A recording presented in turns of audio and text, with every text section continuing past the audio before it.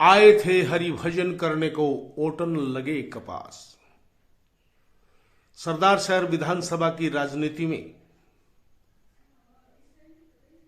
स्वर्गीय पंडित भंवरलाल शर्मा के आशीर्वाद से नगर पालिका के चेयरमैन बने राजकरण चौधरी, जो बाद में क्रमोन्नत होने पर नगर परिषद बन गई और चेयरमैन से वे सभापति हो गए।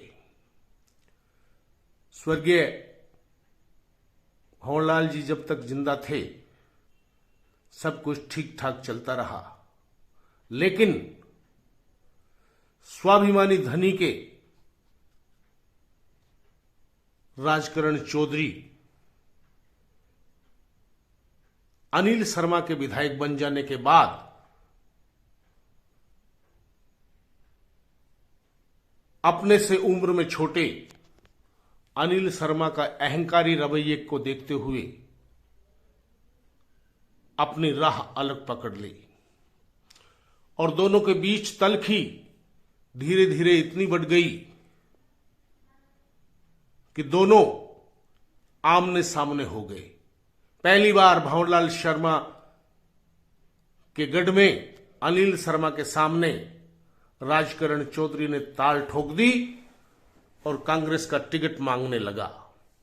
तलखी बढ़ते बढ़ते इस कदर बढ़ गई कि राजकरण चौधरी ने कहा कि मैं मेरे स्वाभिमान को बचाने के लिए किसी भी हद तक जा सकता हूं और स्वाभिमान को ठेस पहुंचाने वालों को हराने के लिए भी मैं किसी भी स्तर पर जा सकता हूं। भाजपा से गलबहिया करने में भी राजकरण चौधरी नहीं चूके। बीच में एक दौर ऐसा आया जब ये संभावनाएं बनी कि भारतीय जनता पार्टी राजकरण चौधरी को भी अपने में लेकर सरदार शहर का प्रत्याशी बना सकती है। इस दौरान सभापति नगर परिषद सरदार शहर राजकरण चौधरी, भाजपा के पूर्व विधायक अशोक पिंचा, मोहन आर्य, शिवचंद साहू, सत्यनारायण सारण,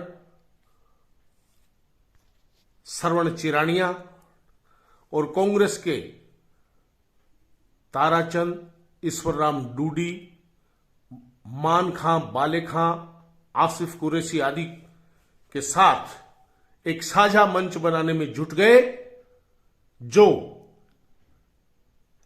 अनिल शर्मा को शिकस्त दे सके। इस दौरान भारतीय जनता पार्टी में अशोक पिंचा, सुरेंद्र सराफ, स्वयं राजकरण चौधरी और राजकुमार रिणवा के नाम भाजपा टिकट के लिए चलते रहे। सबसे पहले जब सुरेंद्र सराफ का नाम उभरा तो अशोक पिंचा और उनके साथियों ने धनबल के नाम पर भाजपा का टिकट देने के प्रयास का विरोध किया। फिर बीच में डॉक्टर चंद्रशेखर बैद के भाजपा की सदस्यता ग्रहण करने पर भाजपा का टिकट चंद्रशेखर बैद को देने की भी चर्चाएं चली। उसका भी अशोक पिंचा और उनकी टीम ने भरपूर विरोध किया। बीच में राजकरण चौधरी के भी भारतीय जनता पार्टी में शामिल होने की चर्चाएं चली, लेकिन इस दौरान 3 बार विधायक रहे, भाजपा के शासन में राज्य मंत्री रहे राजकुमार रिणवा का नाम जब चला तो अशोक पिंचा, सत्यनारायण सारण, शिवचंद साहू, मोहन आर्य जैसे भाजपाइयों ने राजकरण चौधरी के साथ मिलकर बाहरी उम्मीदवार नहीं चलेगा के नारा बुलंद किया। इसके चलते सरदार शहर में भारतीय जनता पार्टी का हाईकमान लगातार सरदार साहब के फैसले को टालता रहा और जब अचानक नामांकन से एक दिन पूर्व भारतीय जनता पार्टी ने राजकुमार रिणवा को अपना उम्मीदवार घोषित किया तो अनिल शर्मा को हराने की बात करने वाले ये नेता सब एक मंच पर आ गए। कांग्रेस और भारतीय जनता पार्टी इकट्ठी नजर आई, जहां कांग्रेस के राजकरण चौधरी, ईश्वरराम डूडी, ताराचंद सारण, मानखां बालेखां, सरवण चिरानिया, तो दूसरी तरफ भाजपा के पूर्व विधायक अशोक पिंचा, मोहन आर्य, शिवचंद साहू, सत्यनारायण सारण जैसे लोग एक मंच पर आ गए और स्वयं विधायक बनने के ख्वाब देखने लगे। जब राष्ट्रीय पार्टियों ने अपने उम्मीदवार घोषित कर दिए, उसके बावजूद अशोक पिंचा का विद्रोह तो समझ में आ सकता है, क्योंकि भारतीय जनता पार्टी का अंदरूनी मामला था।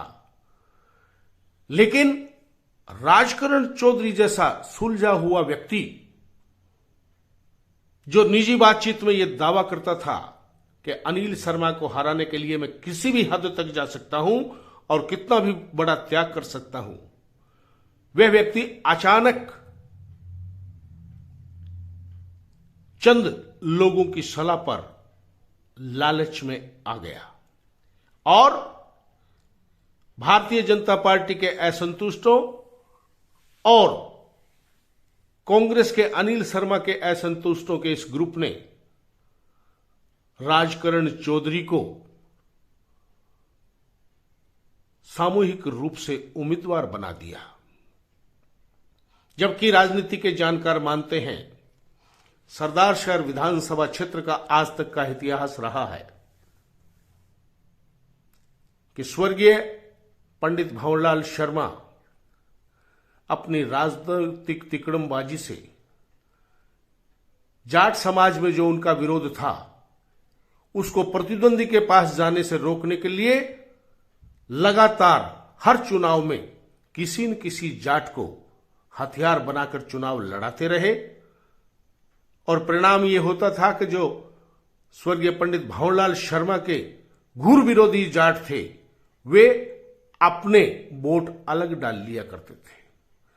पहले यह कार्य माकप्पा के रमेश पोटलिया किया करते थे, फिर लालचंद मूंड किया करते थे और जो सरदार शहर की राजनीति में चाहे कांग्रेस में हो चाहे भाजपा में हो स्वर्गीय भंवरलाल शर्मा से टकराकर कुछ हासिल नहीं कर पाते थे, उसके बावजूद लालचंद मूंड भंवरलाल शर्मा के विरोध के नाम पर चुनाव मैदान में उतरते थे।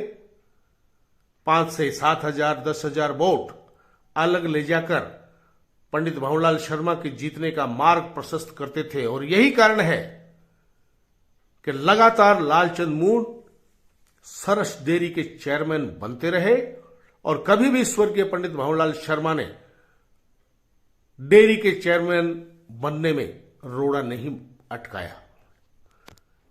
बीच में बलदेव सारण भी एक बार भंवरलाल शर्मा के लिए विधानसभा में जाने की सीढ़ी बन चुके और ऐसा लगता है कि शायद राजकरण चौधरी भी अपने मुख्य मिशन से भटक गए हैं।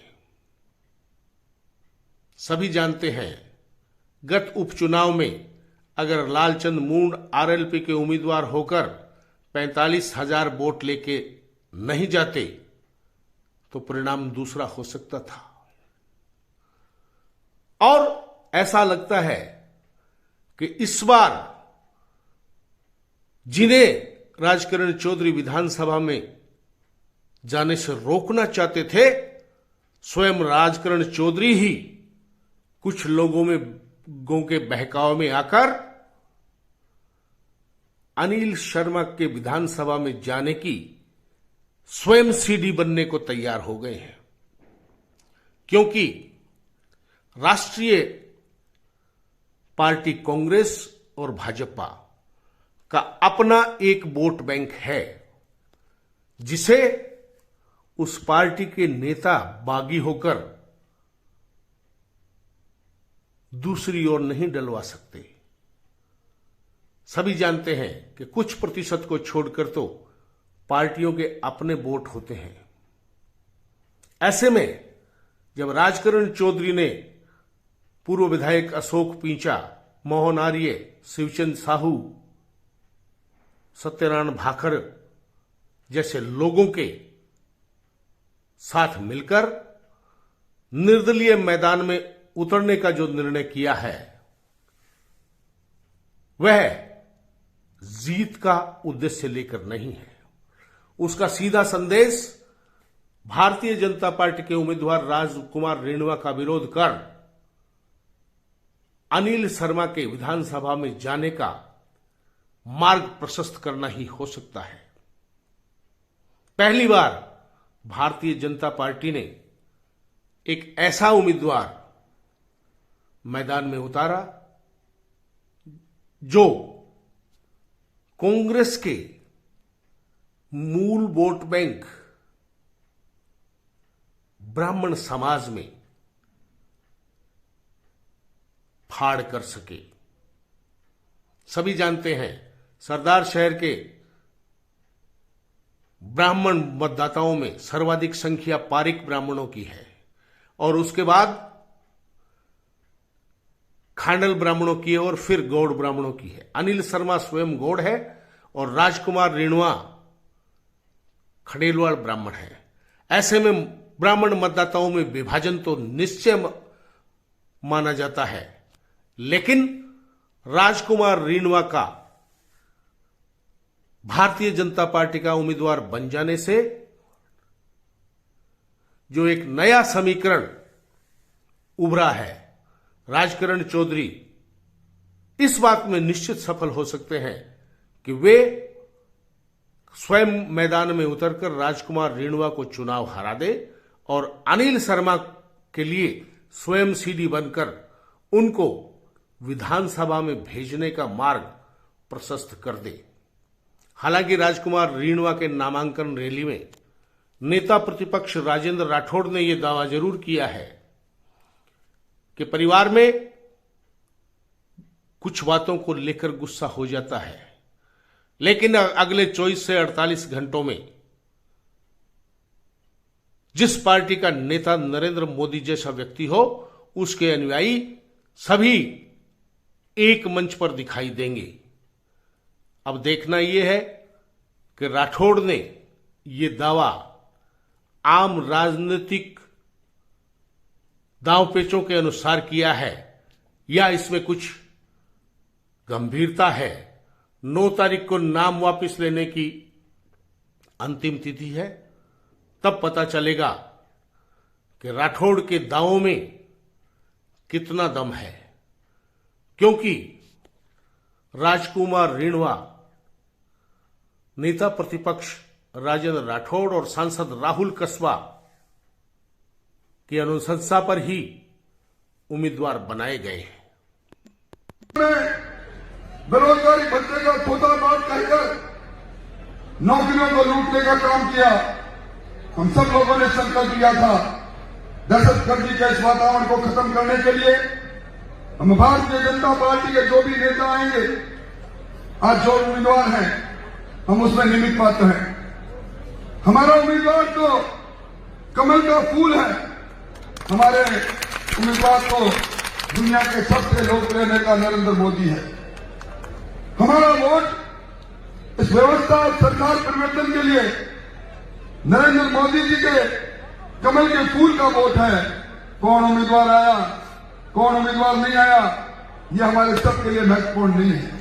इसलिए मैं आपसे निवेदन करने आया हूं और आप लोगों ने 12 महीने पहले जो उपचुनाव हुए, हम इसी जगह से बोल रहे थे उस समय सपनों की दुकान सजी थी। इस सरदार सर में गली गली में मुख्यमंत्री और उनका मंत्रिमंडल, कहीं सड़क ले लो वोट दे दो, कहीं नाली ले लो वोट दे दो, खंबा ले लो वोट दे दो, यहां में बिजली घर बना देंगे वोट दे दो, क्या क्या बातें की आपसे। और आपने सहानुभूति की लहर पर जिस व्यक्ति को जिताया वो मां की बात करते हैं, मां की बात कहकर ललकारते हैं। हम 7-7 बार जीत गए, हमारी बात में अहंकार नहीं, ये जनता जनार्दन है, ये राजाओं का राज नहीं, ये लोकतंत्र है। लोग बनाते हैं तंत्र को, ऐसा अहंकार, ऐसी कमीशन खोली, इस प्रकार की बातें आज उनको छोड़ छोड़ कर लोग जा रहे हैं। कांग्रेस टुकड़े टुकड़े हो गई सरदार सर की। इस दिल के टुकड़े हजार हुए, कोई यहां गिरा कोई वहां गिरा। कहां है कांग्रेस? इसलिए मैं आपसे निवेदन करने आया हूं, चूक मत कर देना। उपचुनाव का बदला लेना है। इसे कमल का फूल खिले कई वर्ष हो गई। हमारे नेता जो आज मंच पर नहीं है, आप मानकर चलें, शरीर गुस्सा हो सकता है, शरीर दर्द हो सकता है। जिन लोगों ने अपना जीवन इस पार्टी को दिया, जिन लोगों ने पार्षद से लेकर विधायक तक का चुनाव लड़ा, जो हमारे अलग अलग प्रकोष्ठों में बैठे हैं, कोई हमसे अलग जाने वाला नहीं है। सारे इसी मंच पर आएंगे। हमारा परिवार इतना कमजोर नहीं है। मैं कांग्रेस के लोगों को कहता हूं कि कहीं ये मंसूबा मत मान लेना कि बिल्ली के भाग का चीका टूट जाएगा। ये नरेंद्र मोदी की फौजें हैं, नरेंद्र मोदी की फौजें हैं। नरेंद्र मोदी की फौजें जब खंदक की लड़ाई होती है, जब आमने सामने की लड़ाई होती है, जब कमल के फूल को कोई ललकारता है, उस समय सारी फौजें अपने मोर्चे पर आ दिखती है।